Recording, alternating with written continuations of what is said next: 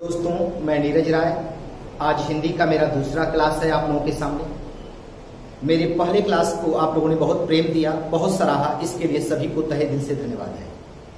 दोस्तों, विशेषण का चैप्टर मैं चालू किया हूं आपके सामने। मैंने कहा कि इसका 3 क्लास चलेगा।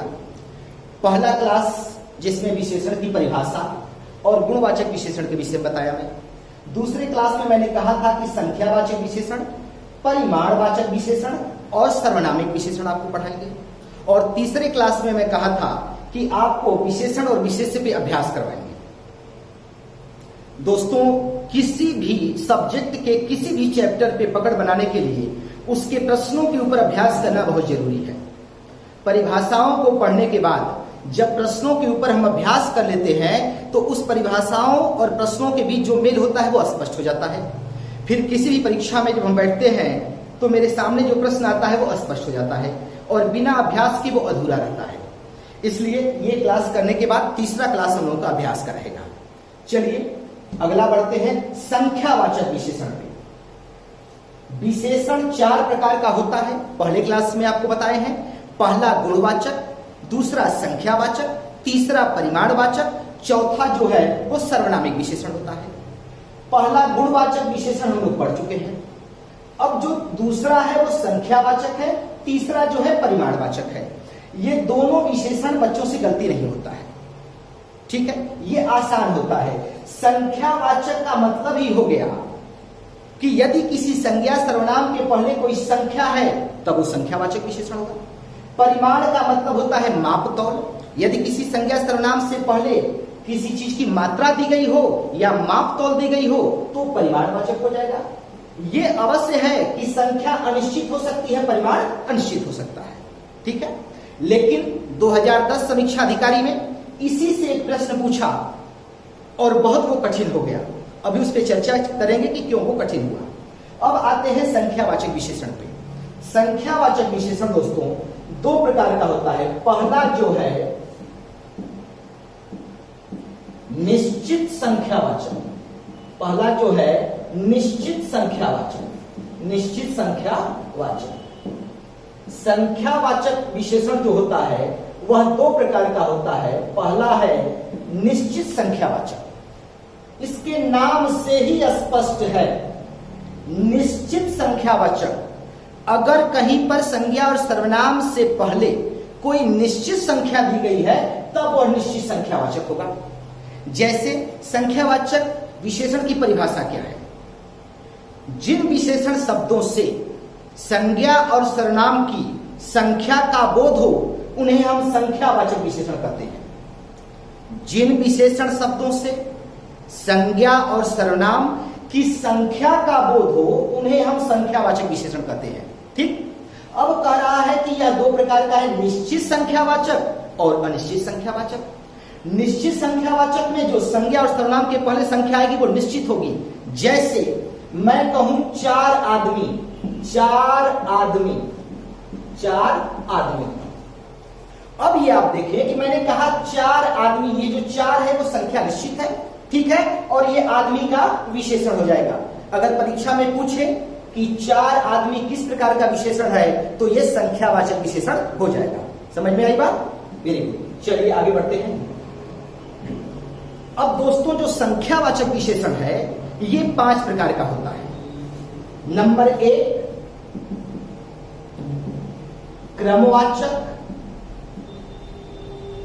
नंबर 1 गणनावाचक,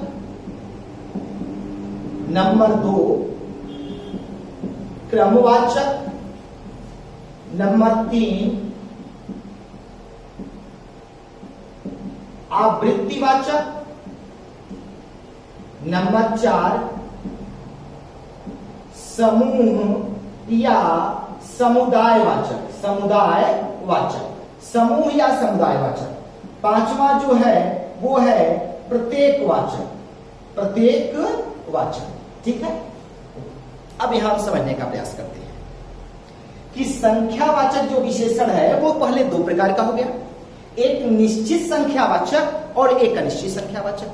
अब पहले हम निश्चित संख्यावाचक को लेकर चलते हैं। निश्चित संख्यावाचक जो है वो 5 प्रकार का है। गणनावाचक, 1, क्रमवाचक 2, आवृत्तिवाचक 3, समूह या समुदायवाचक 4, प्रत्येकवाचक 5। ये अपने नाम से ही अपनी परिभाषा को स्पष्ट कर दिए। गणना का मतलब गिनती होती है, आप जानते हैं। तो इसमें होगा 1, 2, 3, अब ये आगे बढ़ता चला जाएगा 1, 2, 3, 5, 7, 8, 9, 10, ये जितना आगे होता हुआ चला जाएगा। ये हो गया गणनावाचक, ठीक है। क्रमवाचक में हो जाएगा पहला, दूसरा, पांचवा, ये भी आगे क्रम से बढ़ता हुआ चला जाएगा। पहला, दूसरा, तीसरा, चौथा, पांचवा, छठा, ये हो जाएगा क्रमवाचक। आवृत्तिवाचक में दूना, तिगुना, चौगुना, ये भी आगे बढ़ता हुआ चला जाएगा। आवृत्तिवाचक में दूना, तिगुना, चौगुना, ठीक है। समूह या समुदायवाचक में दोनों, पांचों, सातों आदि, ये होता हुआ चला जाएगा, ठीक है। प्रत्येकवाचक में हर एक, प्रत्येक, हर एक, प्रत्येक, हर दूसरे, दो दो, दो दो, ठीक है। ये तो मैंने इसके विषय में लिख दिया। अब इस पे कैसे विशेषण बनता है वो आप जाने, ठीक है। सीधे इसमें से कोई संख्या परीक्षा में दे दी जाएगी और पूछ दिया जाएगा कि किस प्रकार का विशेषण है, तो आप उत्तर लगाएंगे संख्यावाचक। संख्यावाचक में पूछेगा किस प्रकार का है, तो आप उत्तर लगाएंगे निश्चित संख्यावाचक। जैसे ख्याल करिएगा कि समीक्षा अधिकारी में पूछा गया है कि दोनों किस प्रकार का विशेषण है, ये 2 बार आया है दोनों पे। आप पीछे प्रश्न हल करके देखिएगा, कल मैं हल करवाऊंगा तो आपको पता चलेगा। दोनों पूछा हुआ है किस प्रकार का विशेषण है, तो ये हो गया संख्यावाचक विशेषण। कौन सा हो गया दोस्तों? संख्यावाचक विशेषण हो गया, ठीक है। और एक बार पूछा गया है कि दोनों किस प्रकार का विशेषण है, जिसमें संख्यावाचक नहीं दिया गया है, इसमें ये दिया गया है गणनावाचक, क्रमवाचक, आवृत्तिवाचक, समूहवाचक। ऑप्शन ये 4 दिए गए हैं, ठीक है। एक बार दोनों पूछ के दिया है कि विशेषण गुणवाचक है कि संख्यावाचक है कि परिमाणवाचक है कि सार्वनामिक है, आपने संख्यावाचक कर लिया। एक बार पूछा गया है कि दोनों किस प्रकार का विशेषण है, गणनावाचक है कि क्रमवाचक है कि आवृत्तिवाचक है कि समूह या समुदायवाचक है। आप उत्तर क्या लगाएंगे? समूह या समुदायवाचक, ठीक है।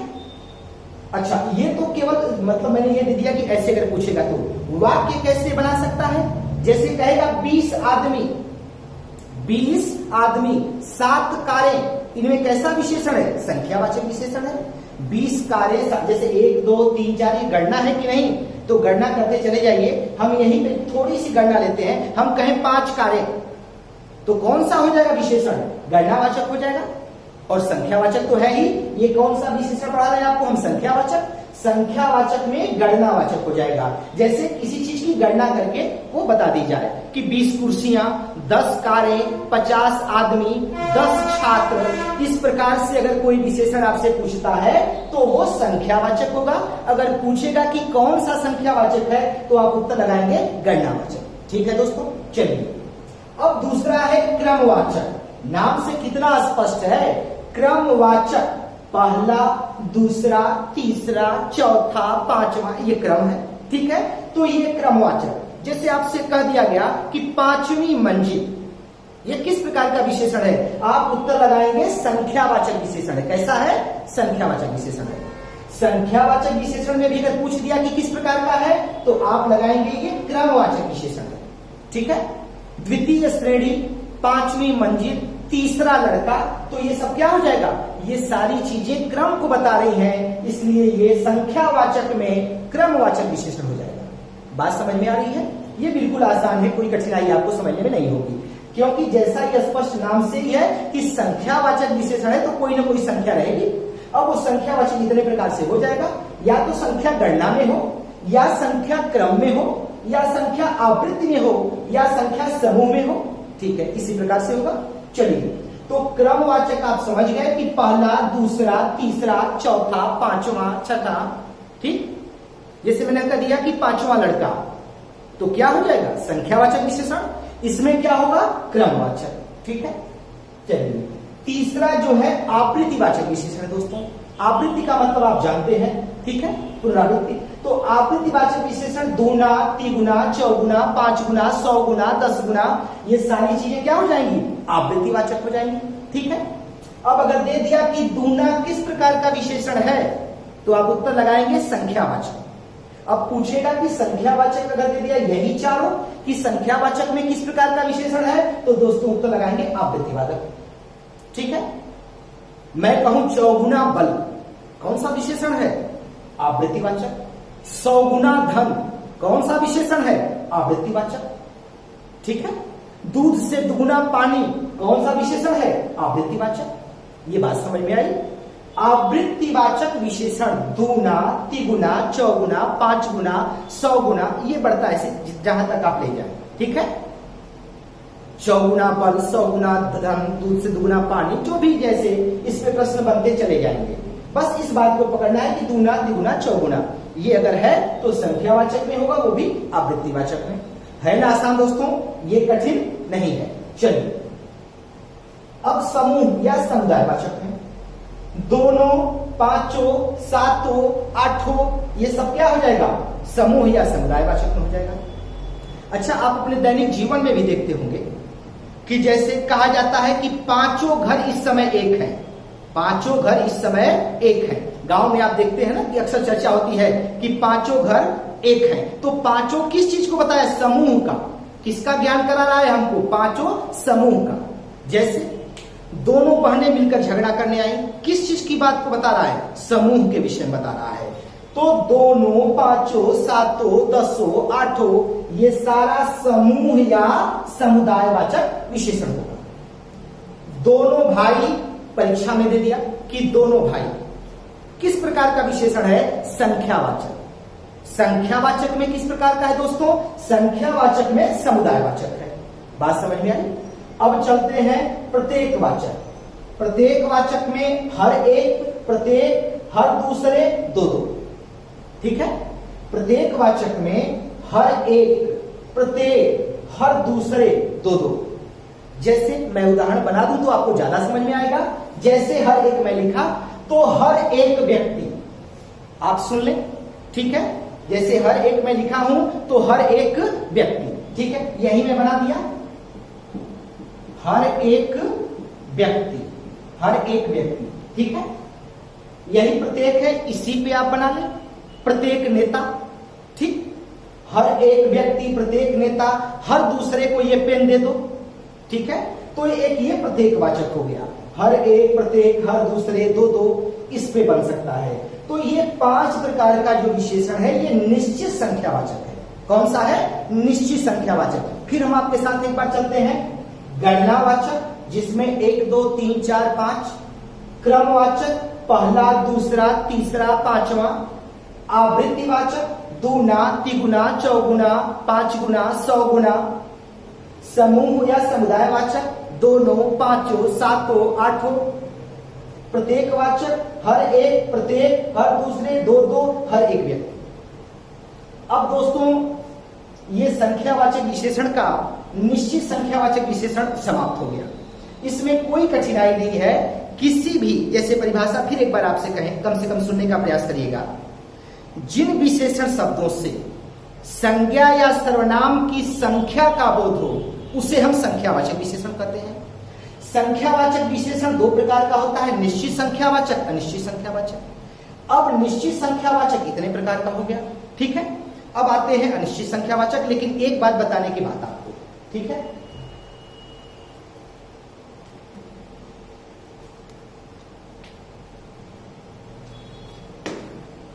ये जो गणनावाचक विशेषण है, इसमें एक और प्रकार दे दिया जाता है। इसी गणनावाचक विशेषण में अपूर्णांक बोधक, इसी का एक हिस्सा है। हम इसको ये लिख दें,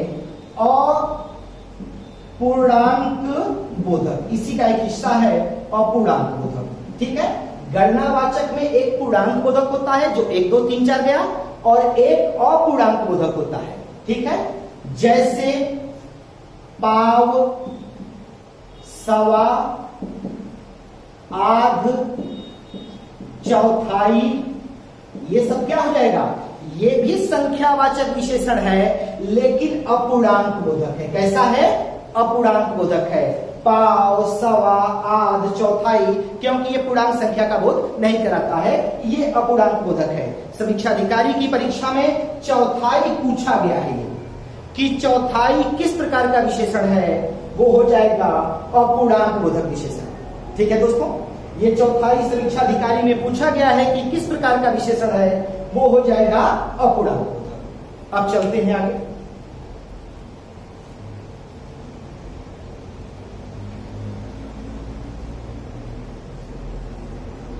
अगला जो है, सॉरी, इसका जो दूसरा प्रकार है वो अनिश्चित संख्यावाचक है। क्या है? अनिश्चित संख्यावाचक। अनिश्चित संख्यावाचक। पहला प्रकार निश्चित संख्यावाचक, दूसरा प्रकार अनिश्चित संख्यावाचक। ये और भी आसान है। यदि मान लीजिए कोई मैं चर्चा करूं जिसमें संख्या का तो बोध हो, लेकिन वो संख्या निश्चित ना हो। जैसे मैं कहूं कि कुछ आदमी आए हैं।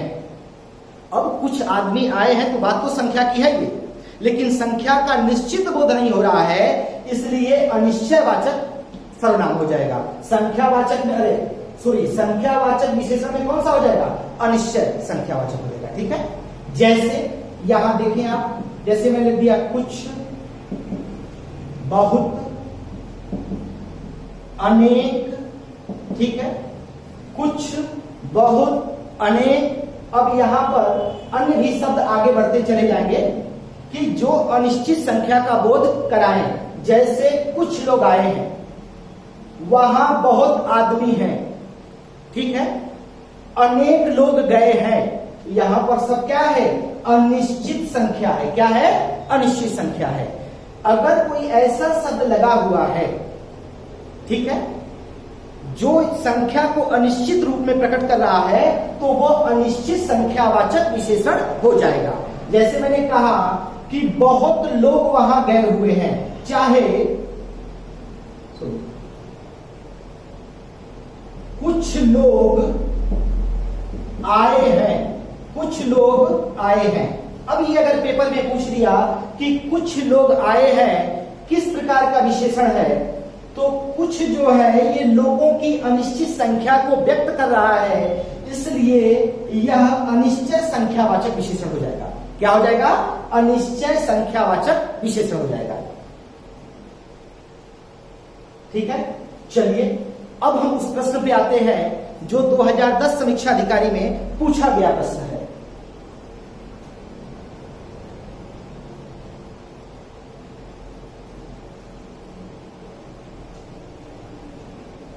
विकल्प ए, राम और श्याम भाई हैं।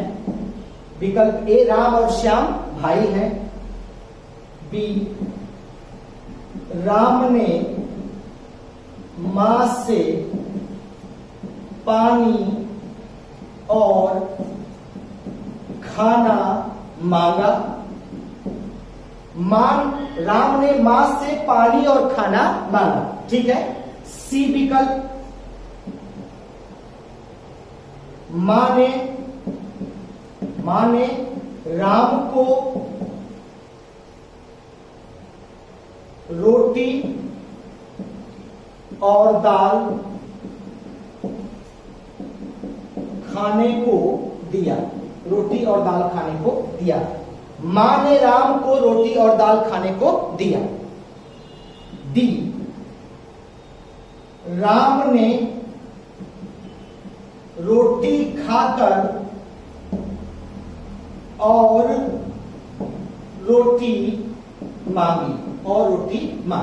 ठीक है दोस्तों, ये 2010 समीक्षा अधिकारी का पूछा गया प्रश्न है और मैंने अभी तक देखा है जो मार्केट में किताबें आती हैं, शायद एक बहुत चर्चित किताब है, कुछ कहेंगे नहीं हम, लेकिन उस किताब में भी वो न व्याख्या दी गई न समझाया गया, केवल हल दिया गया है और फिर इसे आप याद कर लेंगे, लेकिन समझेंगे नहीं कि कैसे ये हो रहा है। तो मेरे साथ थोड़ा समझने का प्रयास करिएगा। राम और श्याम भाई हैं, राम ने मां से पानी और खाना मांगा, मां ने राम को रोटी और दाल खाने को दिया, राम ने रोटी खाकर और रोटी मांगी। पूछा गया प्रश्न है कि इन 4 वाक्यों में विशेषण का प्रयोग किसमें हुआ है। ठीक है दोस्तों, अब आप अगर इसको देखेंगे तो थोड़ी सी समस्या होगी, बहुत लोगों को समझ में आएगा, लेकिन बहुत लोगों को होगी कि कैसे इसमें तय करें। राम और श्याम भाई हैं, राम ने मां से पानी और खाना मांगा। अब आप गुणवाचक विशेषण पढ़ चुके हैं, किसी गुण की चर्चा नहीं है, किसी माप तौल की इसमें बात नहीं की जा रही है। ठीक है, कोई सर्वनाम जो है वो संज्ञा से पहले ऐसा नहीं आया है, तो ये कौन सा विशेषण होगा। ठीक है, कोई संख्या निश्चित नहीं है, लेकिन कैसे तलाशेंगे। यहां देखें, राम ने रोटी खाकर और रोटी मांगी, सब जगह और है। राम और श्याम भाई है, राम ने मां से पानी और खाना मांगा, मां ने राम को रोटी और दाल खाने को दिया, राम ने रोटी खाकर और रोटी मांगी, और रोटी मांगी। यहां रोटी की संख्या निश्चित नहीं है, इसलिए अनिश्चयवाचक सर्वनाम हो जाएगा, अनिश्चय संख्यावाचक विशेषण हो जाएगा, अनिश्चय संख्यावाचक विशेषण हो जाएगा। राम ने रोटी खाकर और रोटी मांगी। अब यहां दोस्तों देखिए, और रोटी मांगी, तो जब और रोटी मांगी तो यहां कुछ संख्या की बात हो गई, लेकिन यहां पर संख्या निश्चित नहीं है, इसलिए यह अनिश्चय संख्यावाचक विशेषण हो जाएगा। समझ में आई बात। यहां पर यहां भी और है, यहां भी और है, यहां भी और है। फिर से आप एक बार जानने का प्रयास करें। राम और श्याम भाई हैं, ठीक है, ये और योजक की तरह है, यहां भी और योजक की तरह है, यहां भी और योजक की तरह है, लेकिन यहां पर और राम ने रोटी खाकर और रोटी मांगी, यहां पर और संख्या को बता रहा है, और यहां पर और ये सब योजक की तरह है। देखिए, राम ने रोटी खाकर और रोटी मांगी, संख्या को बता रहा है, लेकिन वो निश्चित संख्या नहीं है, इसलिए अनिश्चय संख्यावाचक विशेषण हो जाएगा। धन्यवाद। चलिए फिर देखते हैं आगे।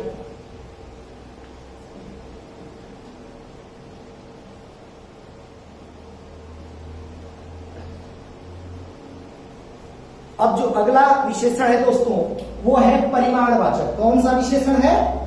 परिमाणवाचक विशेषण है। ये 2 प्रकार का होता है, एक निश्चित परिमाणवाचक, निश्चित परिमाणवाचक और एक अनिश्चित। तो पहले निश्चित को लेकर चलते हैं। इसकी भी परिभाषा वही है। जिन विशेषण शब्दों से संज्ञा और सर्वनाम की मात्रा या माप तौल का बोध हो, उन्हें हम परिमाणवाचक विशेषण कहते हैं। फिर से एक बार सुनने का प्रयास करिएगा। जिन विशेषण शब्दों से संज्ञा और सर्वनाम की मात्रा या माप तौल का बोध हो, उसे हम परिमाणवाचक विशेषण कहते हैं। बात समझ में आ रही है? ठीक है। जहां पर माप तौल की बात हो, जहां पर मात्रा की बात हो, वहीं पर परिमाणवाचक विशेषण होगा। ये भले है कि वो मात्रा निश्चित हो या अनिश्चित हो। तो निश्चित होगी तो निश्चित परिमाणवाचक हो जाएगा, अनिश्चित होगी तो अनिश्चित परिमाणवाचक। अब इसमें भेद नहीं, इसलिए बेहद आसान है। जैसे मैं कहूं 5 मीटर कपड़ा, 5 मीटर कपड़ा। अब ये आपकी परीक्षा में आ गया 5 मीटर कपड़ा। अब ये पूछा किस प्रकार का विशेषण है, तो दोस्तों ये कपड़ा माप तौल से संबंधित है कि नहीं। तो 5 मीटर, मीटर से आप नापते हैं कपड़े को, तो 5 मीटर कपड़ा, 5 यहां आया है, लेकिन ये परिमाण को निश्चित बता रहा है, इसलिए निश्चित परिमाणवाचक विशेषण होगा। ठीक है। 2 गज मलमल, 2 गज मलमल। ठीक है, गज में भी माप तौल होती है। अच्छा, एक चीज ख्याल रखिएगा कि जितनी माप तौल की इकाई है उनका यहां पर वर्णन होगा। ये जो आप गांव में सुनते हैं उनका भी वर्णन होगा। जैसे 5 सेर घी, 5 सेर घी, ये भी क्या हो जाएगा? परिमाणवाचक विशेषण हो जाएगा। ठीक है। 2 लीटर दूध, ये क्या हो जाएगा? परिमाणवाचक। 5 मीटर कपड़ा, 2 लीटर दूध, 2 गज मलमल, 5 सेर घी। जहां पर निश्चित संख्या हो और मात्रा और तौल का बोध कराता हो, वहां पर निश्चित परिमाणवाचक विशेषण होगा। ठीक है, परिमाण का मतलब ये होता है मात्रा या माप तौल, और निश्चित परिमाण का मतलब होगा कि उससे पहले कोई निश्चित संख्या होगी तो उसको व्यक्त करेगा। बात समझ में आ रही है? तो मैंने कहा 5 मीटर कपड़ा किस प्रकार का विशेषण है? ये परिमाणवाचक विशेषण है। परिमाणवाचक में भी कैसा है? निश्चित परिमाणवाचक विशेषण है। ठीक है दोस्तों, 2 गज मलमल, 5 सेर घी, 2 लीटर दूध, ये सब क्या हो जाएंगे? परिमाणवाचक में हो जाएंगे। बेहद आसान है, ये गलत नहीं होगा। केवल माप तौल हो, जिस चीज में मात्रा हो, अगर उसके पहले संख्या निश्चित है तो निश्चित परिमाणवाचक हो जाएगा। अगर संख्या निश्चित नहीं है फिर भी वो मात्रा या माप तौल का बोध करा रहा है तो अनिश्चित परिमाणवाचक हो जाएगा। जैसे देखते हैं आगे, ये बात समझ में आ गई निश्चित परिमाणवाचक में। ठीक है,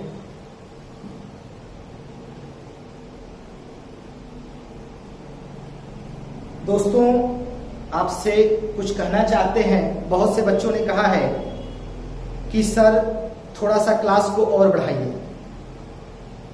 पहला वीडियो मेरा 40 मिनट का बना, अपलोड होने में बहुत समय लगता है मोबाइल पे, और ये ऑनलाइन क्लास पढ़ाने की सबसे बड़ी समस्या होती है। अपलोड होने में जो समय लगता है, तो डेली एक वीडियो बनाकर अपलोड करना थोड़ा कठिन हो जाता है। हम लोग यही प्रयास कर रहे हैं कि प्रतिदिन आपको एक वीडियो मिले, लेकिन लंबा होने पर वो समस्या हमारी हो जाती है।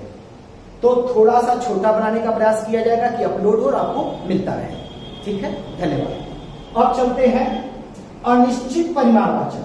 अनिश्चित परिमाणवाचक, अनिश्चित परिमाणवाचक। ठीक है, कितना सहज है। परिमाण का मतलब आप समझ गए और निश्चित का मतलब समझ गए, तो अनिश्चित मतलब जानते हैं जिसकी मात्रा निश्चित ना हो। ठीक है, बहुत, कुछ, अधिक, थोड़ा, ज्यादा। ठीक है, कुछ, ये क्या हो जाएगा? अनिश्चित परिमाणवाचक हो जाएगा। ठीक है, कुछ, बहुत, अधिक, थोड़ा, ज्यादा, ये अनिश्चित परिमाणवाचक हो जाएगा। ठीक है, जैसे मैं कहूं कि बहुत दूध, अब दूध कितना है इसकी संख्या निश्चित नहीं है। मैंने कह दिया बहुत दूध, तो जब बहुत दूध कह दिया तो दूध तो माप तौल की चीज है, ये परिमाणवाचक में आ गया अपने आप। लेकिन यहां निश्चित नहीं है, इसलिए अनिश्चित परिमाणवाचक हो जाएगा। जैसे मैं कहूं कि कुछ चीनी, तो चीनी कुछ मैंने कहा, उसकी मात्रा तो निश्चित नहीं है, इसलिए क्या हो जाएगा? परिमाणवाचक में हो जाएगा। जैसे ज्यादा घी, क्या हो जाएगा? परिमाणवाचक में हो जाएगा। तो अगर इस प्रकार की चीजें लगी हुई हैं तो क्या हो जाएगा? परिमाणवाचक में हो जाएगा। इसमें अन्य शब्द भी जुड़ सकते हैं, लेकिन ये बस आपको ख्याल करना। देखिए, पढ़ने वक्त हमेशा उसके की पॉइंट को पकड़ते हैं। परिमाण का मतलब होता है माप तौल। ठीक है, अब जैसे अगर मान लीजिए कि पूरा आनंद दे दिया, पूरा आनंद दे दिया, और पूछा कि किस प्रकार का विशेषण है, तो पूरा आनंद में आपको एक प्रकार की समस्या होगी कि क्या तय करें। ठीक है, ये गुणवाचक विशेषण नहीं है, ये संख्यावाचक विशेषण नहीं, ये परिमाणवाचक विशेषण है। पूरा आनंद की एक मात्रा होती है, वो हम जानते नहीं कि मात्रा कितनी है, इसलिए अनिश्चित परिमाणवाचक हो जाता है। जैसे पूरा आनंद, तो आनंद किस में आएगा? परिमाणवाचक में चला जाएगा। ठीक है, लेकिन चूंकि इस प्रकार के विशेषण कम पूछे जाते हैं, ज्यादा से ज्यादा जो विशेषण रहेगा वो आप में केवल और केवल जो चीजें हमें दिखाई देती हैं, जो चीजें हमारे पास है, उन्हीं से संबंधित, उन्हीं की मात्राओं से संबंधित रहेगा। तो या तो मात्रा निश्चित रहेगी तो निश्चित परिमाणवाचक हो गया, या अनिश्चित रहेगी तो अनिश्चित परिमाणवाचक हो जाएगा। ठीक है, चलिए दोस्तों, ये हमारा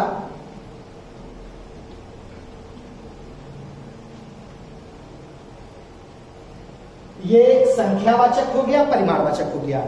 इसमें संख्या अवश्य होगी, या संख्या का बोध होगा अनिश्चित रूप से। इसमें माप तौल या मात्रा होगी, या तो निश्चित होगी या अनिश्चित होगी। अब जो चौथा है वो सार्वनामिक विशेषण है, इसको लेकर चलते हैं। ठीक है, अब इसको थोड़ा सा, ये दोनों पकड़ना आसान होता है किसी के लिए, क्योंकि इसमें या तो संख्या होगी या इसमें मात्रा होगी। इसमें या तो अनिश्चित संख्या होगी या इसमें अनिश्चित मात्रा होगी। ठीक है, अब ये सार्वनामिक विशेषण है, इसको थोड़ा सा पहले दिन तो चर्चा किए थे, आज और अच्छे से जानने का प्रयास करते हैं। ठीक है, परिभाषा समझ। ठीक है, पुरुषवाचक, ठीक है, निजवाचक, पुरुषवाचक, निजवाचक, मैं, तू, वह, पुरुषवाचक, निजवाचक, जैसे मैं, तू, वह, सर्वनामों को छोड़कर, सर्वनामों को छोड़कर जो सर्वनाम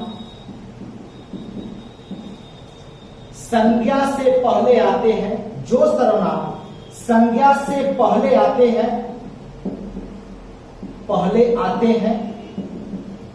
उन्हें सार्वनामिक विशेषण कहते हैं। सार्वनामिक विशेषण कहते हैं, सार्वनामिक विशेषण कहते हैं।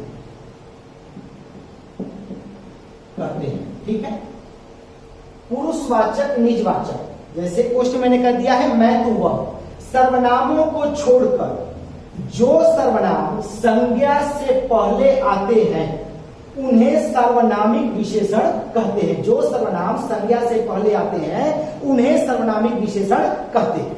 ठीक है, एक लाइन में जान लें कि जो संज्ञा के स्थान पर प्रयुक्त होता है वो सर्वनाम होता है, और यदि सर्वनाम संज्ञा से पहले आ जाए तो वो सर्वनामिक विशेषण होता है। पहले दिन ये समझा चुके हैं आपको, वही बात आज है। तो परिभाषा पहले दिन आपको हम समझा चुके हैं कि जो संज्ञा के स्थान पर आता है उसे सर्वनाम कहते हैं, और जो संज्ञा से पहले आए उसे सर्वनामिक विशेषण कहते हैं।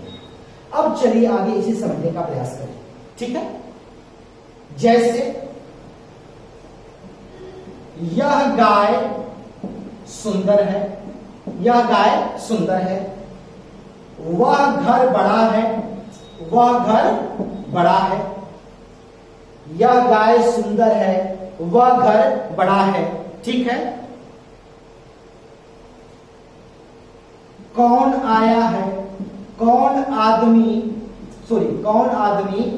आया है।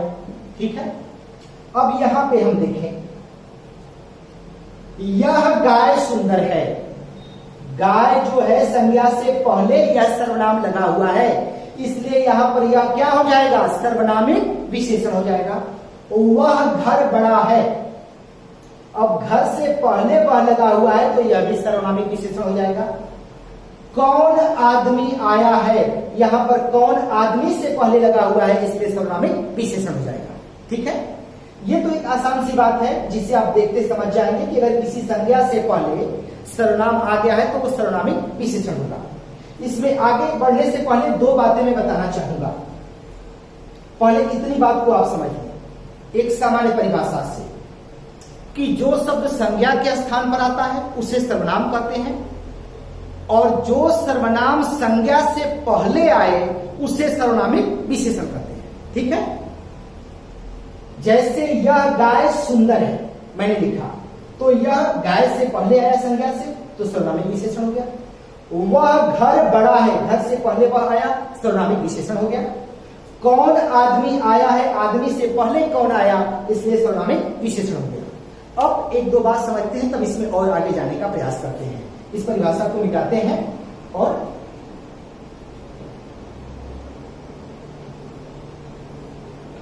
एक होता है मूल सर्वनाम, जैसे यह, वह।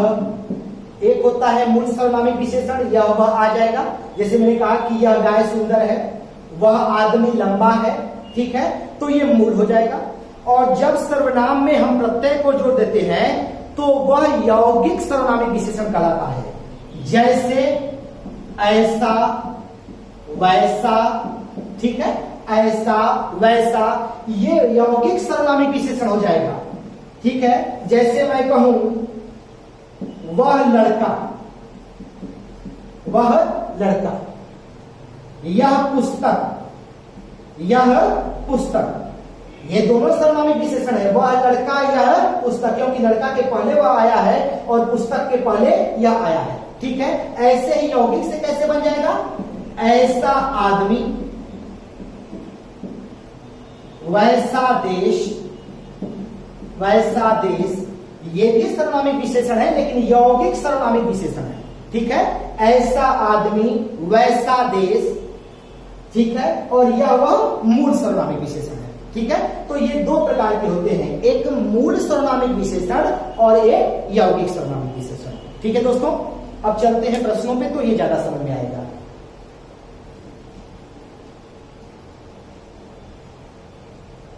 ज्यादा से ज्यादा उदाहरण देंगे तो आपको बात समझ में आएगी।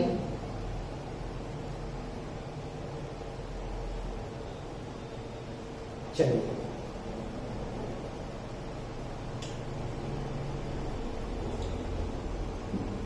किसी को बुलाओ, किसी को बुलाओ, किसी को बुलाओ। अगला चैप्टर मेरा अभ्यास पे ही रहेगा, लेकिन यहां सर्वनाम अभी मैं पढ़ाया हूं, यहीं पे कठिनता ज्यादा होती है विशेषण को पकड़ने पे, इसलिए कुछ प्रश्नों का अभ्यास अभी मैं करा रहा हूं जिससे आप सर्वनामिक विशेषण को पकड़ सके, आपकी परीक्षा में गलती ना हो सके। मेरा प्रयास दोस्तों आपके प्रति यही रहेगा कि परीक्षा में आपका कोई भी प्रश्न गलती ना हो, कोई पूर्ण नहीं होता है, मेरा केवल अच्छा करने का आपके साथ प्रयास है। ठीक है, किसी को बुलाओ, ठीक, और यहीं पे किसी छात्र को बुलाओ, किसी छात्र को बुलाओ, किसी को बुलाओ, किसी छात्र को बुलाओ। अब आप इसे गौर से देखिएगा, आप देख रहे हैं, एक पल के लिए मन में विचार करिए कि इन दोनों में विशेषण कहां पे है। किसी को बुलाओ, किसी छात्र को बुलाओ, मन में आपने सोच लिया, किसी को बुलाओ, यहां पे सर्वनाम हो जाएगा। किसी छात्र को बुलाओ, यहां पर सर्वनामिक विशेषण हो जाएगा। किसी छात्र, छात्र से पहले लगा है, किसी छात्र को बुलाओ, तो क्या हो जाएगा? ये सर्वनामिक विशेषण हो जाएगा। बात समझ में आ रही है? वह मेरा भाई है, वह मेरा भाई है, ठीक, वह मेरा भाई है। वह लड़का, वह लड़का मेरा भाई है, वह लड़का मेरा भाई है। इन दोनों वाक्यों में सर्वनामिक विशेषण का प्रयोग किस वाक्य में किया गया है? वह मेरा भाई है, वह लड़का मेरा भाई है, तो वह लड़का मेरा भाई है। लड़का संज्ञा से पहले वह लगा हुआ है, इसलिए यह सर्वनामिक विशेषण है। ठीक है, चलिए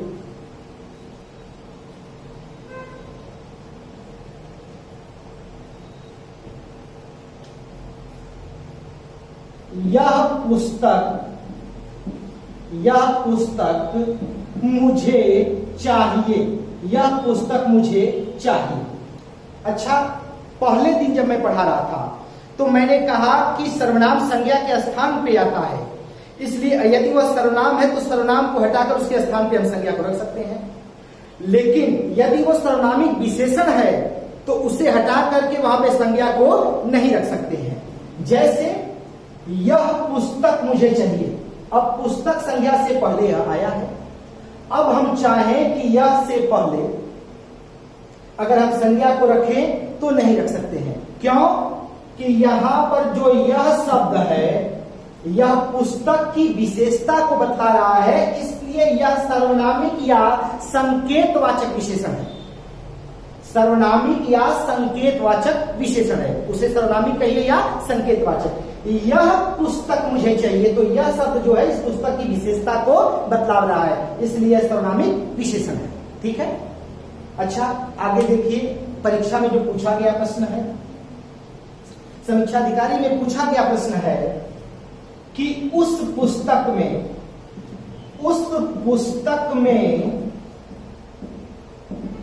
500 पृष्ठ हैं, उस पुस्तक में 500 पृष्ठ हैं।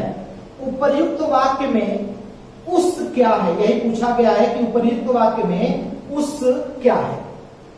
समीक्षा अधिकारी के पेपर में यही प्रश्न पूछा गया है कि उस पुस्तक में 500 पृष्ठ हैं।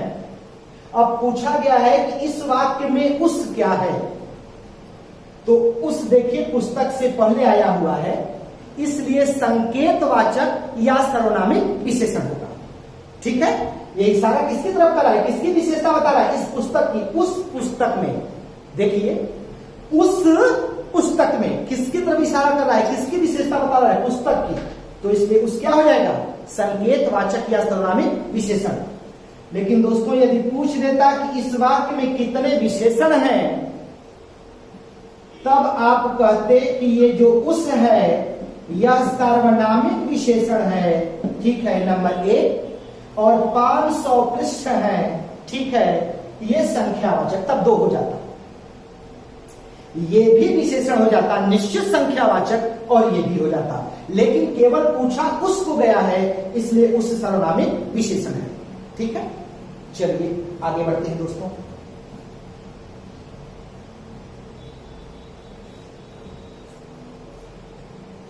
क्या यह पुस्तक तुम्हारी है, क्या यह पुस्तक तुम्हारी है।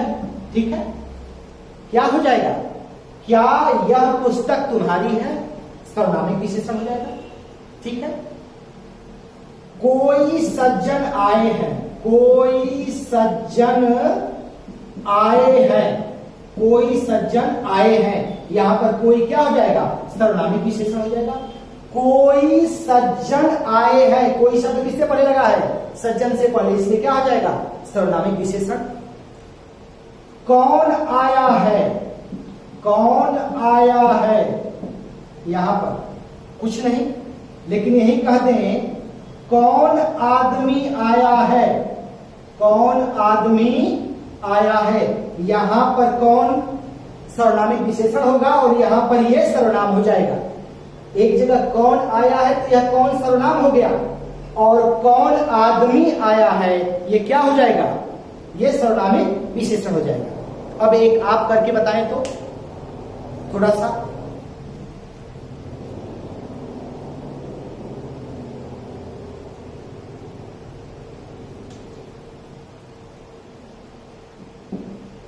घोड़े ने उस तालाब से, उस तालाब से बहुत जल पिया। घोड़े ने उस तालाब से बहुत जल पिया। थोड़ा विचार करें, घोड़े ने उस तालाब से बहुत जल पिया। अब ये वाक्य आपकी परीक्षा में दे दिया गया, यही मान लीजिए कि आ गया और आपसे पूछ दिया कि उपयुक्त वाक्य में कितने विशेषण हैं और किस प्रकार के हैं। घोड़े ने उस तालाब से बहुत जल पिया, इसीलिए अभ्यास जरूरी होता है दोस्तों। घोड़े ने उस तालाब से बहुत जल पिया, यही वाक्य दे दे और पूछे कितना विशेषण है। आपने विचार कर लिया, अब देखें आपका हमारा एक होता है कि नहीं। घोड़े ने उस तालाब, ये सार्वनामिक विशेषण हो गया, सार्वनामिक विशेषण हो गया। उस तालाब से बहुत जल पिया। ठीक है, आगे आपको बताएंगे अगले क्लास में कि बहुत प्रविशेषण भी होता है, लेकिन यहां बहुत किसके पहले आया है, जल के पहले आया है। और मैंने कहा कि जहां मात्रा अनिश्चित हो वहां भी परिमाणवाचक होगा और जहां मात्रा निश्चित हो वहां भी परिमाणवाचक होगा। तो बहुत जल पिया यहां अनिश्चित परिमाणवाचक सॉरी अनिश्चित परिमाणवाचक विशेषण हो जाएगा। यहां पर अनिश्चित परिमाणवाचक विशेषण हो जाएगा। घोड़े ने उस तालाब से बहुत जल पिया। अब एक यहां सर्वनामिक विशेषण उस तालाब, संकेत है उस तालाब। ठीक है, ये तालाब की विशेषता बता रहा है कि एक ये उस तालाब। ठीक है, तो ये सर्वनामिक विशेषण हो गया। बहुत जल पिया। ठीक है, अब यहां मात्रा निश्चित नहीं है तो क्या हो जाएगा, अनिश्चित परिमाणवाचक। तो इसमें दो विशेषण हैं, सार्वनामिक विशेषण उस है और बहुत जल पिया अनिश्चित परिमाणवाचक। थोड़ा बहुत समझ में आ रहा है? चलिए धन्यवाद, फिर आगे बढ़ते हैं।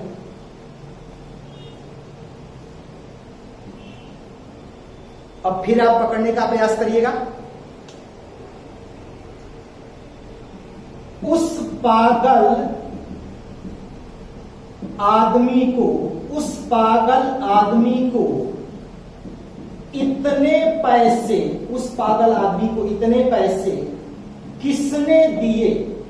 किसने दिए? उस पागल आदमी को इतने पैसे किसने दिए?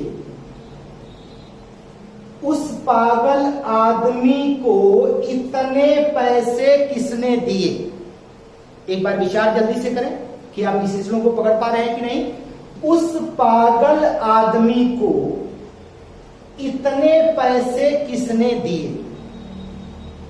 अब अगर पूछ दे ए बी सी डी, ठीक है, कि इसमें कितने विशेषण हैं?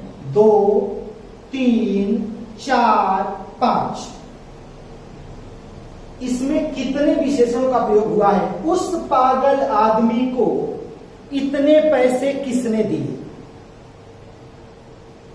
चलिए अब हम आपको बताते हैं, मिलाइएगा अपने हिसाब से।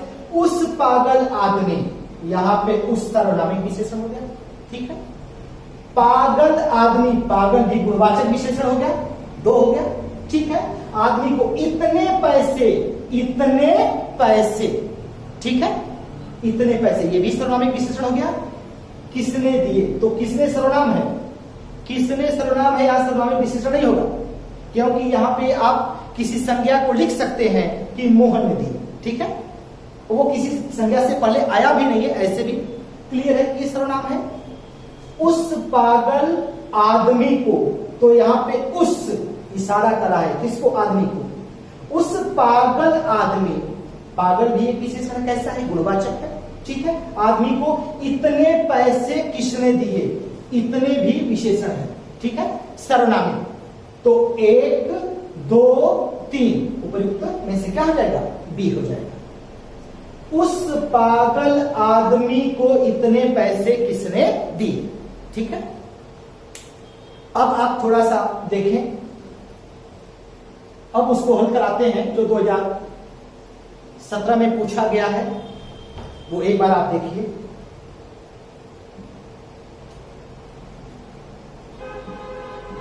वह आदमी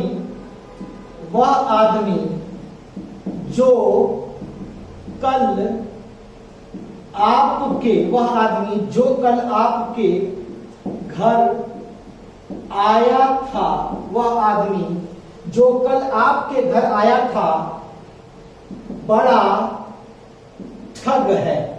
वह आदमी जो आपके घर आया था बड़ा ठग है। 2 वाक्यों को समझिएगा तो और ज्यादा समझ में आएगा। जो पहले दिन का है, नौकर आया है, नौकर आया है, वह बाहर खड़ा है, वह बाहर खड़ा है। नौकर आया है, वह बाहर खड़ा है। वह आदमी जो कल आपके घर आया था बड़ा ठग है। वह आदमी, आदमी से पहले वह लगा, सर्वनामिक विशेषण एक हो गया। आदमी जो किसके विषय में कह रहा है? जो भी सर्वनामिक विशेषण है, तो जो किसके विषय में कह रहा है? वह इसी के विषय में कह रहा है, ठीक है। तो यह भी एक सर्वनामिक। वह आदमी जो, ठीक है, कल आपके घर, घर से पहले आ गया, ये घर है और घर से पहले घर संज्ञा है। आपके घर आया था, ये तो आसान है, बड़ा ठग, बड़ा लग गया, ठग से पहले गुणवाचक विशेषण हो गया, ठीक है, बड़ा ठग, तो ये गुणवाचक विशेषण हो गया। तो इस वाक्य में 4 विशेषण है। कितने विशेषण है? 4। अब हमको समझाना आपको कहा है कि बस ये 2 चीजें, यह तो घर से पहले आपके आ गया, तो इसको आप समझ लीजिए। वह आदमी, ये भी आपको समझ में आ रहा है, लेकिन कभी कभी किसी किसी के लिए जो दिक्कत कर रहा है, ठीक है, अब इससे आप समझ जाएंगे। नौकर आया है, नौकर आया है, वह बाहर खड़ा है। यहां पर वह सर्वनाम है, सर्वनामिक विशेषण नहीं है। क्योंकि यह नौकर संज्ञा के स्थान पे आया है। किसके स्थान पे आया है? नौकर संज्ञा के। नौकर आया है, वह बाहर खड़ा है, या वह किसके स्थान पर आया है? नौकर संज्ञा। और जो संज्ञा के स्थान पे आता है वो सर्वनाम होता है, और जो संज्ञा से पहले आता है वह सर्वनामी विशेषण होता है। तो वह नौकर आया है, वह बाहर खड़ा है, जो वह है यहाँ पर, यह नौकर के स्थान संज्ञा पर आया है, नौकर संज्ञा के स्थान पर आया है, इसलिए वह सर्वनाम है, सर्वनामी विशेषण नहीं है। लेकिन वह आदमी, यहीं पर वह आया है आदमी से पहले, ठीक है, तो ये सर्वनामी विशेषण है। अब देखिए, वह आदमी, यहां पे वह सर्वनामिक विशेषण हो गया। वह आदमी जो, अब यह जो किसके स्थान पर आया है? सर्वनामिक विशेषण। वह आदमी जो इसी के स्थान पर आया है, यह वह किसके स्थान पे आया है? नौकर के, संज्ञा के स्थान पे आया है, इसलिए वह भी विशेषण है, और जो भी क्या है? सर्वनामिक विशेषण हो गया। वह जो आपके घर बड़ा ठग है। ठीक है, बात समझ में आई? ठीक है दोस्तों, क्लास हम लंबा नहीं करेंगे। यदि मेरा पढ़ाना आप लोगों को अच्छा लगता है तो मेरे चैनल को लाइक और सब्सक्राइब कर दीजिएगा। अगला क्लास जो है दोस्तों, सोमवार को रक्षाबंधन है, तो हो सकता है कि मेरी अगली वीडियो एक दिन बाद पड़े, घर भी जाना है, लेकिन प्रयास करेंगे कि सुबह बनाकर आप लोगों को दे दें। धन्यवाद।